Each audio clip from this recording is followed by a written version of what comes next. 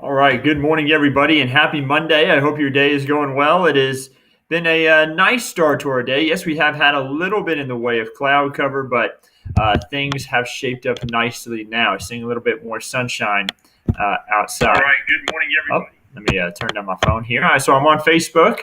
We're, of course, live on YouTube and then on the Kents 5 app as well as kents5.com at the moment. But I'm able to answer some of your questions that may come in on Facebook. I see a few people already saying hello and good morning. Good morning to you. Hello. I hope you're all doing well. Again, it has been a nice start to our day. We have had a little bit of allergens in the air, though, and that may be bothering you. Now, thankfully, Oak took a huge tumble over the last 24 hours. Remember, just yesterday, we had a count of 40,500. Today, it's 4,350. So nearly a tenth of what it was yesterday. It's nice to see the big drop. I know my allergies aren't as bad today as what they were yesterday, and then mold coming in at a light level there at 310. Now, I always like to show the time lapse just because it's so beautiful whenever we see those clouds moving through and the beautiful sunset that we had last night. Last night wasn't too bad. We did have that cloud cover build in, and you'll notice that as we head throughout the time lapse here out towards Calaveras Lake, located kind of down towards the southeast part of Bexar County. And you see that cloud cover building in and kind of getting lower and lower. And it was a little bit of a gloomy start to our day for Monday. But now that cloud cover is starting to break up. We can see that in our tower cams. San Antonio Airport showing a little bit of blue sky in some spots.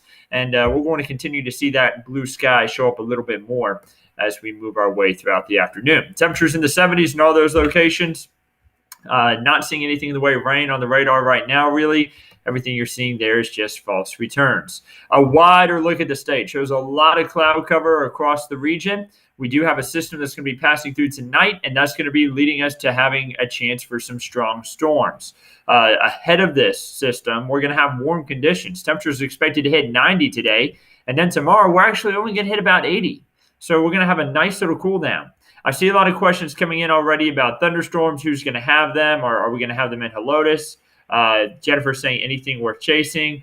I would say not chasing. We don't want anyone to go out chasing, Jennifer. We are going to have, and especially at night, whenever we have severe weather at night, you don't want to be out in it. There's nothing to see anyway. Whenever we have a lot of, whenever these storms are moving through at night. So we need rain in Castle Hills, I see from Johnny. Yeah, man, we all need some rainfall. So we want to try to get it without the severe weather, though. We do have a slight risk for severe weather tonight. That means that a couple storms could be strong to severe, especially mainly into the hill country. And you saw who's not included in this. San Antonio is kind of just outside that marginal risk. Now, we still could have a strong storm move through, but I think that the storms will be really weakening as they shift east. So let's get through the timeline. By 5 p.m. today, temperatures in the 90s across much of the region, very warm. You notice some of those storms over towards Del Rio starting to get going. They're going to continue to push east. Maybe an isolated storm there moving from Kinney County into Uvalde by the time we get to 7:30 p.m. But this is the strong stuff right here. Take a look at what we have over Gillespie, Kerr, Kendall counties at about 9:30 p.m. where you see those dark reds. That's where we could have some really heavy rainfall, lightning, damaging wind could be possible, and hail. I think hail is going to be one of the main issues for these systems. And I see a question coming in, Portia, asking, what about Southeast San Antonio? No, we don't expect it for Southeast San Antonio. Again, that marginal risk doesn't even include San Antonio. This is mainly for the hill country and stretching down for areas west of I-35. Continuing through the timeline, notice the storms are really falling apart as we get closer towards midnight.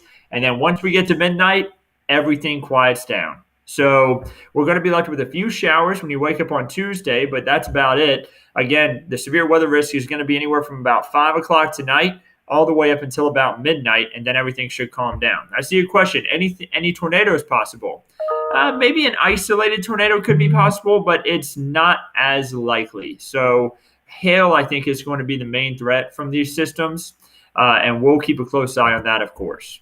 Now, Tuesday, starting off with a few isolated showers, we'll have a chance for some showers as we head throughout Tuesday, just about a slight chance for a brief shower or two. Temperatures, again, going to be a lot cooler, only rising into the 80s, really, as we head into the afternoon, 70s and 80s. So much cooler, a lot of cloud cover, and that's going to be showing up in the 7-day forecast in just a moment. 650.3 feet is where the aquifer's at. Fell almost a full foot over the last 24 hours. So, yes, we do need that rainfall. We'll get anywhere from about a half of an inch to an inch and a quarter over the next 7 days. A majority of that will fall in the hill country, which is good because that's where we need the rain to fall in order to recharge the aquifer. Taking a look at the average rainfall by month, you'll see that we have been behind for April. 0.07 of an inch is all we've got so far, and we're almost halfway through the month. We need rainfall, and that shows up with the drought monitor. You can see how badly we need it. Extreme drought to severe drought for a majority of the region. You see that we also have some spots in a moderate drought and abnormally dry conditions in others. That rainfall is needed so bad. And we have a lot of it in the 7-day forecast, but not very high chances for rain. Just 20 to 30% chances for rain here and there. Again, thunderstorms tonight. Still going to see some lingering showers tomorrow, mainly in the morning time. Temperatures rising only to 80 tomorrow. 70s for highs for Wednesday, Thursday, Friday. Cooler for Saturday. 69 going to be really cool there compared to where we've been recently. Temperatures going to fall below average, and it looks like we're going to be hanging out below average for the temperatures for majority of this next week. Your rainfall outlook over the next 8 to 14 days, I always like to look beyond the 7-day forecast, showing that we'll have around average conditions or around average amounts of rainfall, which honestly isn't that much for this time of year. And then those cooler conditions sticking around, looks like maybe through the end of April. Could have temperatures below average, which would be 70s for highs.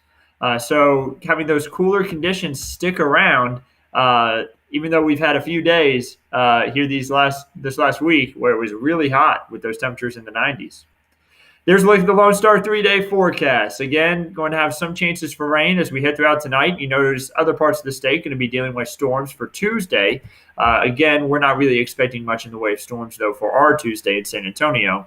And then your Texas State Park forecast showing that we're going to have possibility of some showers and storms tomorrow morning, but as we head into the afternoon, it's going to be nice and dry. Great weather to head out and take a hike at one of our beautiful state parks. So I'm going to bump it back up to the 7-day forecast. I see a lot of people asking about certain locations. Guys, remember the severe weather risk tonight, mainly going to be west of I-35 and really for areas of the hill country stretching down toward the Rio Grande west of I-35. So not really expecting it for San Antonio. San Antonio is not really expecting anything in the way of strong storms. I do see a question about Eagle Pass. I'm going to go ahead and bring up this map again just so y'all can see it. Eagle Pass is included in a marginal to slight risk. Again, that's going to be from about 5 to midnight, 5 p.m. to midnight tonight.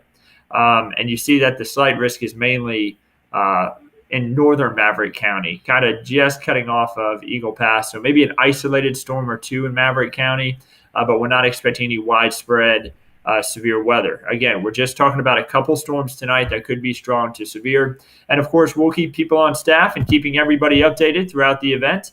We're going to have another update coming up tonight. Weather Chief Bill Taylor will be leading that, talking about those storms. He's also going to be on at 4, 5, 6, and 10 with the latest update to the forecast. And meteorologist Andrew Wilson will be on at noon with the latest update to the forecast as well. So be sure to tune into those. And we'll continue to keep you, of course, updated on everything going on behind the scenes. Make sure that you follow us on Facebook, YouTube. Make sure you download the KENS 5 app. And then make sure also that you're following us on our website for updates as well as on TV. Have a wonderful Monday, and we'll keep you updated on everything right here at KENS 5.